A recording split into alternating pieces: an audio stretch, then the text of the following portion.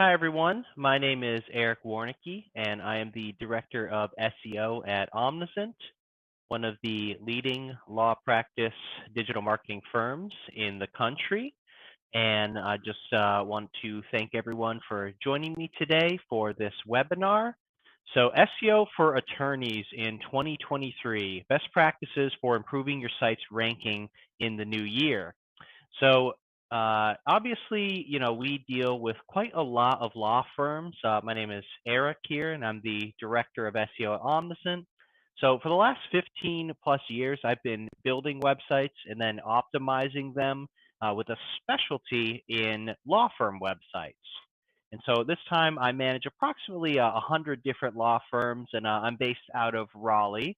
And so my goal here for today is to tell you guys what's been going on in the world of Google, some of these algorithm shakeups, and what we as an organization are doing about it, as well as some tips for anybody here that's running a law firm, doing the marketing, website management for a law firm, to take some tips away to be able to, go and apply these things and get some benefit yourself. So we'll kind of start this off here with this series of quotes here. The first here is by Adam Audet. So the days of SEO being a game where you can outsmart algorithms are over. Today, content strategy and valuable sustainable strategies are essential and not just tricks and links. And then my quote here, which is, so you're telling me the secret to ranking well on Google is just to write good content and know what you're talking about? And that's true. That's exactly what Google cares about these days, is not just what you're saying and the fact that what you're saying answers the question that the person is searching for. Google cares about who is actually writing that answer now. They want to know that you're an authority in the space that you're writing about and that the information that you're providing can be trusted. So that's going to be the crux of everything that we're going to be talking about today. So that will bring us right into this topic here. So EEAT. This is an acronym that Google themselves uses for a lot of their different ways that they measure how trustworthy a website is. So the EEAT, it stands for expertise, experience, authoritativeness, and trustworthiness. And if you take a look over here on the right, you'll be able to see sort of this graph right here that shows that trust is at the core of those other three elements. So experience, authoritativeness, and experience. There's some overlap there, but at the end of the day, what Google really cares about is trust. And so all of this EEAT stuff is really a response to Google's attempts to try to make their search results better and less spammy as time has gone on.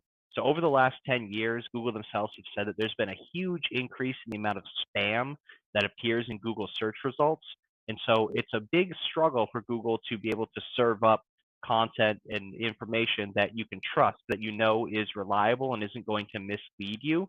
And so that gets us into this concept of a your money or your life page, a YMYL page. And so that's any kind of page that has to do with like legal advice, medical advice, anything that'll affect, well, your money or your life, obviously. And in the case of law firms, that's definitely applying there.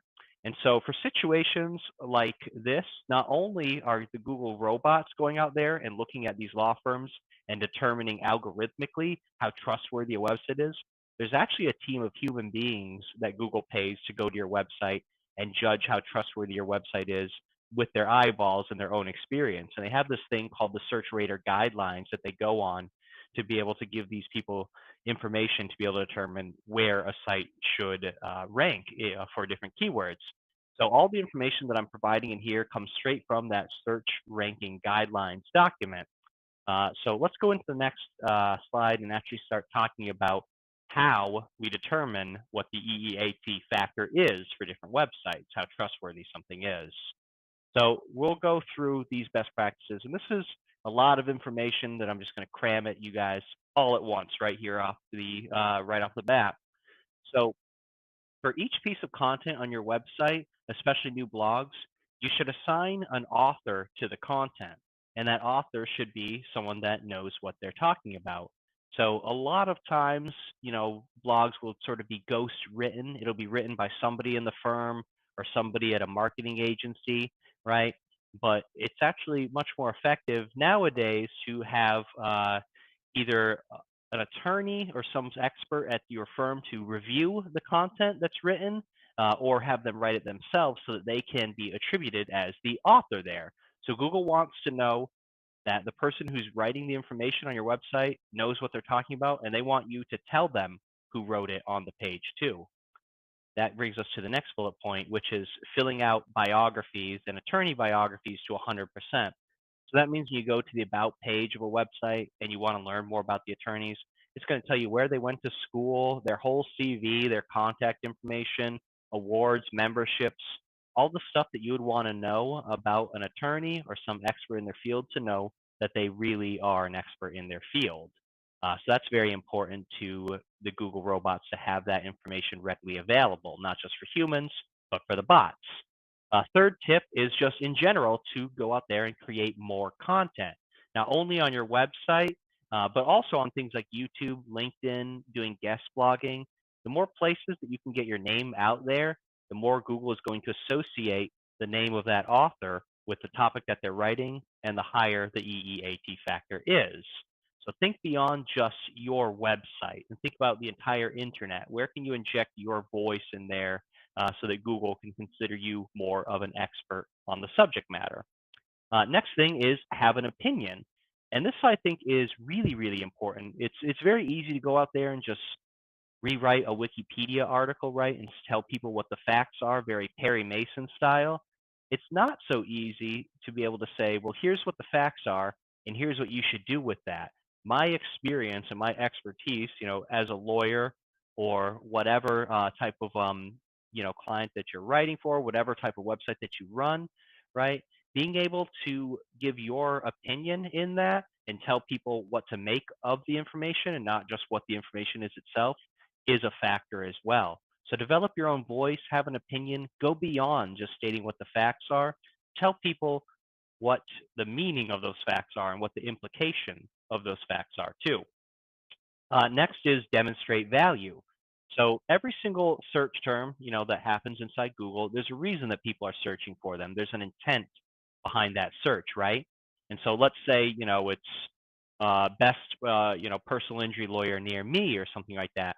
The intent right there is that they're looking to buy and they want to know what the difference is between one person or the other. How happy were their past clients and these kinds of things. And so you'll only be able to demonstrate value for that if you can explain to people what makes you different than other people are. So you've got to keep in mind for each keyword that you target, for each page on your site, what are people actually trying to learn by visiting that site, visiting that page on your site, and are they actually getting it? Is there more information that you can give them to have that page be an even better experience for them when they hit it? So keeping that intent in mind is always important. Next is using strong language. And so what do I mean by that? Well, there's a difference between saying, I know for a fact that this is bad versus I think this might be bad. Having strong language like that, definitive language, this is the way that it is, as opposed to, I think this is the way that it is. Google picks up on those intent right there in the way that you say things. And the more factual that you can be, the more strong you can be in your language, the higher that you're going to rank as well. And then getting to the next one, answering the question. This is sort of the same thing as demonstrating value. Being aware of what the question is that somebody was asking when they searched and when they ended up on your page. What are they trying to learn? Is it the hours for your firm? Is that listed on your contact page? Make sure that we're actually answering the question that people had before they reached your site. And then finally, even expanding upon this, is my website really helping people? What more could I do to offer value to people? So Google wants to make sure, that there's something on your website beyond just what the phone number is to dial to your office, right? Because they can get that straight from Google without even having to visit your website. And so what more are they getting from visiting your website that they couldn't get from just simply looking at the search engine result page on Google? So keep that in mind when you're visiting your website. Your website's got to come from somebody who knows what they're talking about. It's got to give up-to-date, accurate information that really helps people. And you've always got to be striving to find ways to get your website to give even more value to people. Google essentially rewards value. And so if you can figure out what equals value to your audience and you can give that to them, you're going to rank well. All right, let's move to the next spot. So this right here is talking about something that is tangentially related to this authority, and it has to do with schema. So every piece of content that you can see on a site, right, is visible and able to be indexed by Google, but sometimes there's certain code that's invisible to front-end users, and it still helps Google and other search engines to be able to understand better what's happening on your page. So let's go now and talk about some of these different schemas here. So we've got legal service schema, attorney schema, organization schema, FAQ page schema, review schema, aggregate rating schema, local business schema, and breadcrumb schema. And there's many more than this, but there's 8 right there that should be on every single law firm in the world right now, these 8 right here. And so when you add these schemas to your site, and by the way, you can go to schema.org to see examples of what these schemas are supposed to look like, what these codes are supposed to look like. But adding these codes to your site can have an effect like this. So this right here is a search for Houston personal injuries.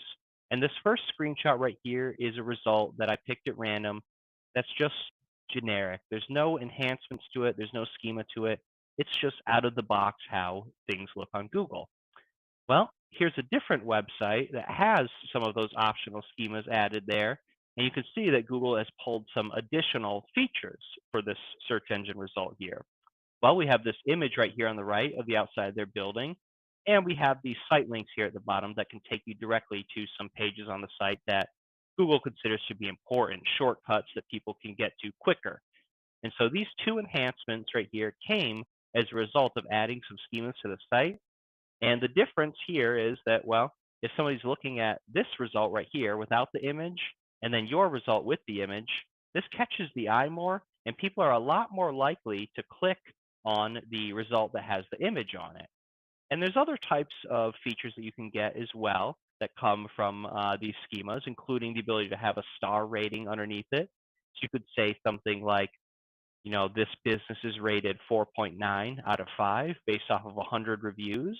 So we can take all of our Google reviews, all of our Facebook reviews, feed them in there as schema, and output that too. That's another type of schema that we mentioned, the review schema.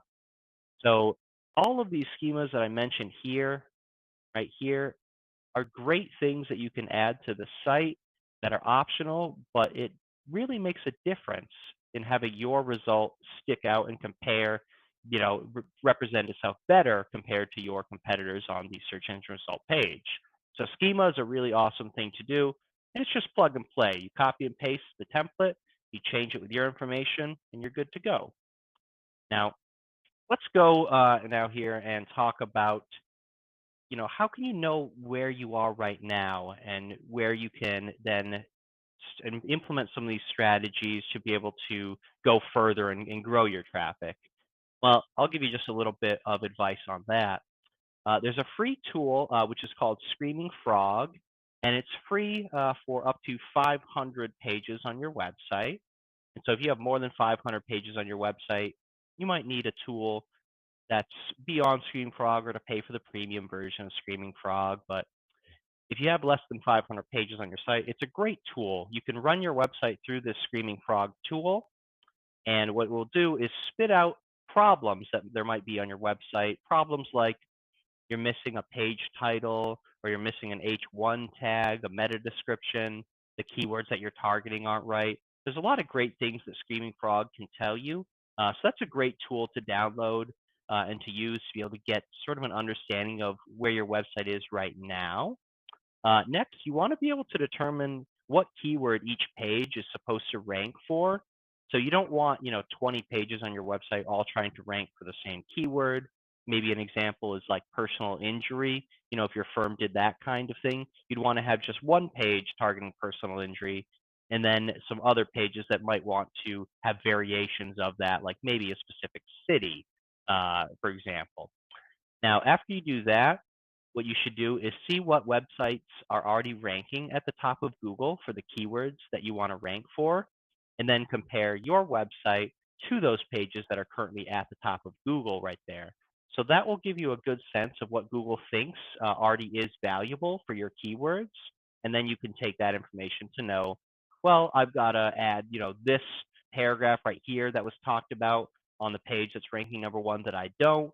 There's a lot of information you can gather just from seeing what's already ranking at the top of Google compared to how your web page looks right now. So we call that a competitive analysis right there. So let's look at just a couple examples here. This right here is for the keyword personal injury attorneys Houston.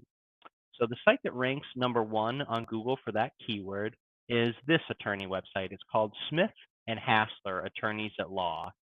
And you'll see the first thing that you can see there at the bottom there is, well, we've got Bill Shatner's face in there, which is kind of interesting. This firm has hired the actor Bill Shatner right there to be their spokesperson, and it actually works really well for them. Houston is one of the fastest growing, most populous cities in the entire country, an extremely competitive market. And while the website that's got Bill Shatner on it is ranking number one. So some other things that they do really well is, like I mentioned before, this powerful language. In their hero image at the top, it says, "You mean business. Shift your case into overdrive." That's really powerful language and quite effective. And I think these guys do a really great job of demonstrating the fact that they're experts, that they have authority, and that they're trustworthy. That's the reason why this site is ranking number one for such a difficult keyword and such a difficult market. They're really handling this EEAT stuff quite well. So let's flip to the opposite side of that coin now. This site ranks number 100, so the bottom of the 10th page of Google, basically, completely invisible. No one's finding this page for that exact same keyword, personal injury attorneys Houston. So the website is Hurt in Houston. Well, some things to notice about this is that it's darker. The text is a lot smaller, so it's harder to read this text. I don't think that they show really any authority. They've just got this picture in the background here of this worried guy kind of checking his phone, and they've got softer language. Instead of, you mean business, it says, well, maximize your results with us. It's a weaker call to action. It's a darker website. It's harder to read. And just overall, it doesn't grab you as hard. It definitely doesn't demonstrate the fact that these guys are experts at what they're doing quite as well. And they're not being as aggressive at trying to grab you and demonstrate that here. So this is a perfect example of the difference between something that ranks number one versus number 100 for a keyword right there. And you want your business to be a little bit more like this, demonstrating who the people are that represents the business, the fact that they're trustworthy, they know what they're talking about, and just really showing, this is who we are, this is what we're good at, and let's get in touch right now.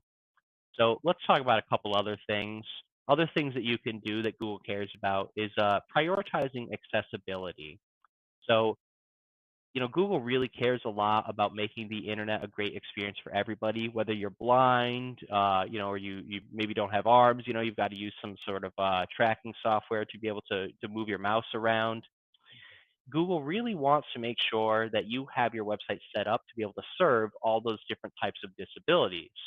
And so there's an organization, ADA, the Americans with Disabilities Act, that provides guidelines for website owners to be able to make sure that their website is a good experience for people that fall into those categories. So you can just do a Google search for like ADA website audit, and there's a free website where you can put your URL in there, and it will spit out and tell you, well, here's some problems with it. Maybe your background color is not different enough from your text color, and so they kind of blend in together. That's one thing that could go wrong from ADA. Maybe your images don't have alt attributes, so people that are blind can't have a screen reader that tells them what's happening in your images. There's another example of something that can go wrong. So looking into accessibility and this ADA guidelines and making sure that you meet all those guidelines, if you have that done, Google will show your website more often than if your website is not ADA compliant. Next, I wanted to talk about a new phenomenon that's been happening a lot more with Google. As I mentioned sort of earlier in this conversation, there's been a lot more spam appearing just on the internet in general over the last decade than there was the decade before that. And so Google is a lot more picky about what they'll choose to show on their search engine results now. And so this is demonstrated inside Google Search Console, which is a free tool that Google gives to people to be able to know how your website is performing on their search engines. But they'll show you this warning, which is called crawled but not indexed. And what that basically means is that you can create a page on your website, but Google will refuse to show it to people. And that's all based on how valuable Google thinks that your new page that you created is. So let's say, let's stay on this personal injury thing. Let's say that maybe you write an article that's related to it, something like, what are the seatbelt laws in my state? That could be a great article for somebody that does personal injury type law firms. Well, if Google determines that this new blog that you wrote about seatbelt laws isn't as helpful as what's already ranking at the top of Google, they might never show that page to anybody, and they'll just label it crawled but not indexed. And so it's just sitting there, never able to be found by anyone. And obviously that can be disheartening, right? Because you could spend hours or even weeks writing this page, but Google simply ignores it and says your effort isn't good enough. Well, that's something to just keep in mind, is that it's a good idea to regularly check Google Search Console and to check for the pages that are labeled crawled but not indexed, because those are the ones that are not doing any good at all from your marketing for your site. And all of those pages with that label need to be rewritten so that they're more valuable, so that the next time Google crawls it after you update it and enhance it, hopefully it would actually be shown to people. So that's something to keep in mind as well, is that not everything that you write is going to be shown by Google, and you've got to keep a look at this list right here of crawled but not indexed pages so that you can get the maximum value out of what you're writing, so the stuff that you're writing actually gets seen by people. Now, that right there is the end of my presentation. And so EEAT, you want to make sure that everything that you write on your website has an author assigned to it, and that author is an expert in their field and they know what they're talking about. You want to make sure that you've got schema on there, as many schemas as you can get so that you can enhance your search engine results listings. You also want to make sure that you're checking off all of the boxes on these ADA compliance checklists on the ADA website, and basically checking Search Console to make sure there's no warnings like this crawled but not indexed warning right there. And there's other things that Google Search Console can tell you as well that we won't get into here. But those are the levers that are the most important for law firms going into 2023. And that's what Omnizent is focused on really, really hard this year, is making sure that we're presenting this EEAT as much as we possibly can. And so that's the end of my presentation. And so if anybody has any questions about anything, I'll pass it to you guys in the chat there. Let me know if you guys have any questions at all. But so I'll give a minute right there to see if anything comes in, and then we'll end there. So let's see. Let me open that up. Sam, does the author need to be attributed to a person, or will a business name attribution be sufficient as well? So unfortunately, a business name won't be enough in this case. And so Google really wants to see a person, like an individual person or group of people, be attributed as the author to something. And so you can do something like, let's say, the Omnizent team is the author of an article, but it's not going to do as well as if we said, Eric himself was the one that wrote the article, or Sam herself was the one that wrote the article, for example. And you'd always want to pick the author or authors that are the most relevant to the topic that you're writing about. So again, let's say that we're writing an article about SEO, right? Eric would be the perfect person to write or to attribute the author as the SEO author, right? But let's say that we're writing about, PPC, for example. Well, Erica on our team is our PPC expert, and so Erica would be the one that you'd want to attribute as the author for that one. And so the EEAT is not only, does this person know what they're talking about, right? But are they the person that's the most relevant to the specific topic that we're talking about as well? So hopefully that answers the question there. But you definitely always want to have an individual person or persons writing it as opposed to an organization, because Google just doesn't put as much weight behind organizations as authors anymore. Yeah, thank you for that question, Sam. Okay, awesome. So I don't see any other questions coming in right now. So if you guys do have any, I'll just give a little bit of an outro, and if anything comes in, I'll answer it. But again, my name is Eric, and I'm the director of SEO here at Omniscient.